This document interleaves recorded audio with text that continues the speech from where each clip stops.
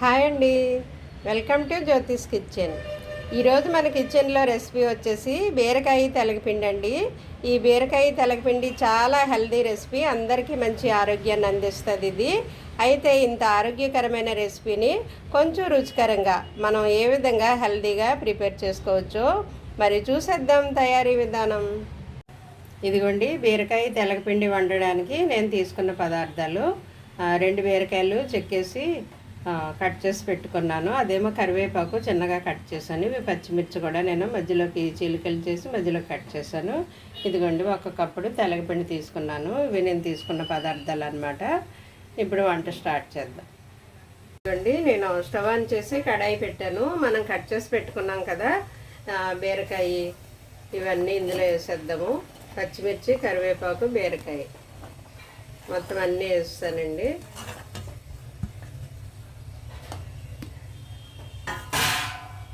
Okay, ఇందులో ఇప్పుడు మనం కర్రీకి సరిపడా అన్నీ వేసేద్దామండి ఇంగ్రీడియంట్స్. ఉప్పు, కారం. ఇదిగో కొద్దిగా పసుపు వేస్తున్నాను, 1 చిటికెడు. ఇది కొంచెం తీగా ఉంటుందండి, అందువల్ల నేను 1 స్పూన్ ఫుల్గా వేస్తున్నాను కారం. ఓకే, ఎందుకంటే అది తెలగపిండి కొంచెం తీగా ఉంటుంది, బీరకాయ కూడా తీగా ఉంటుంది కదా. ఇదిగో ఉప్పు సరిపడా 1 అర స్పూన్ వేసాను. అయితే ఇందులో వాటర్ వేసేద్దామండి. వాటర్ వేసి 1 గ్లాసుడు వాటర్ వేసేయండి. బీరకాయ ముక్కలు ఉడికిన తర్వాత అప్పుడు తెలగపిండి వేద్దాము. ఈ తెలగపిండి కొంచెం తీయగా ఉంటుంది, అందువల్ల నేను పచ్చిమిర్చి కట్ చేసి వేసాను. 1 స్పూన్ ఫుల్గా కారం వేసేసాను.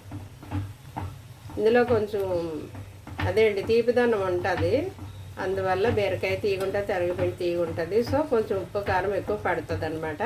ఈ బీరకాయ ముక్కలు బాగా ఉడికిన తర్వాత అప్పుడు మనం తెలగపిండి యాడ్ చేద్దాం.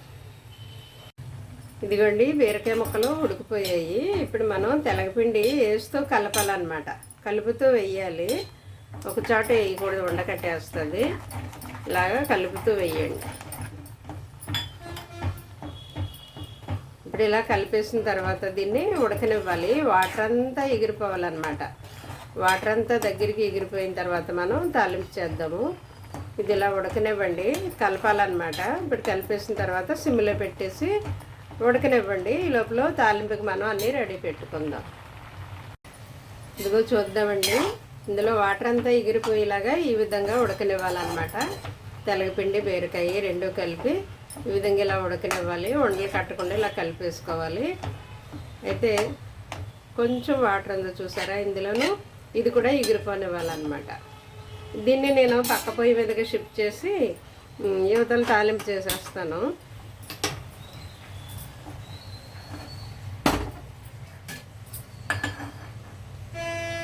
ఓకే, తాలింపు కోసం నేను తీసుకున్న పదార్థాలు: ఇది పచ్చిశనగపప్పు అండి, ఇది వెల్లుల్లి బాగా చెదగొట్టి తొక్క తీసేసాను. ఇవైతే ఎండుమిర్చి 2, ఈ కరివేపాకు, జీలకర్ర, ఆవాలు, ఇవి నేను తీసుకున్న తాలింపు దినుసులు అనమాట. ఇందులో వెల్లుల్లి ఎక్కువ బాగుంటుందండి. వెల్లుల్లి దీనికి టేస్ట్ ఇస్తుంది అనమాట, వెల్లుల్లి ఫ్లేవరు కర్రీలోను, అందువల్ల వెల్లుల్లి ఎక్కువ వేయాలి. ఇదిగోండి, 1 స్పూన్ ఆయిల్ వేసాను. ఆయిల్ హీట్ అయిన తర్వాత మనం ముందుగా పచ్చిశనగపప్పు వేద్దాం. శనగపప్పు కొంచెం వేగిన తర్వాత అప్పుడు మిగిలినవి వేద్దామండి, వేగనిద్దాం.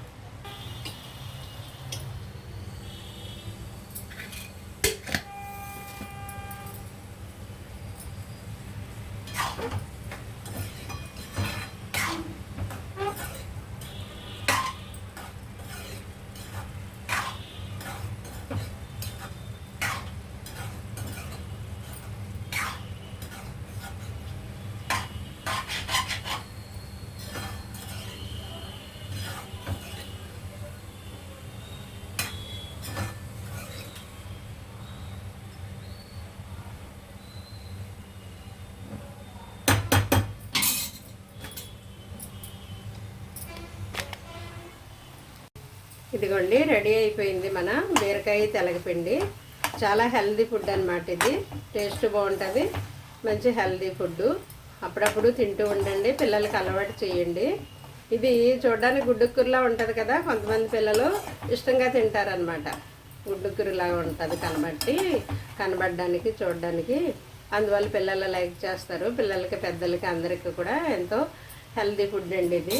అప్పుడప్పుడు తినండి. మరి దీన్ని మనం ఇప్పుడు డిష్ అవుట్ చేద్దామండి. ఈ టైంలో అయినా మీరు సాల్ట్ సరిపోయింది లేదో చూసుకోండి, ఎందుకంటే తెలగపిండి కొంచెం చప్పగానే ఉంటుంది, ముందుగానే చెప్పాను కదా, అందుకే ఉప్పు కారం ఎక్కువ పడుతుందని చూసుకోండి. ఈ టైంలో అయినా మీరు సాల్ట్. డిష్ అవుట్ చేద్దాం ఇప్పుడు. ఇదిగోండి, ఫైనల్గా మన బీరకాయ తెలగపిండి కర్రీ రెడీ అయిపోయింది.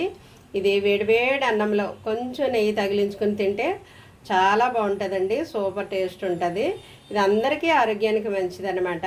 ప్రయత్నం చేయండి. మీకు ఎలా వచ్చిందో నాకు మీ కామెంట్ రూపంలో తెలియపరచండి. మరిన్ని హెల్దీ వంటల కోసం మీరు జ్యోతిష్ కిచెన్ సబ్స్క్రైబ్ చేసుకోండి. Don't forget subscribe. Thank you.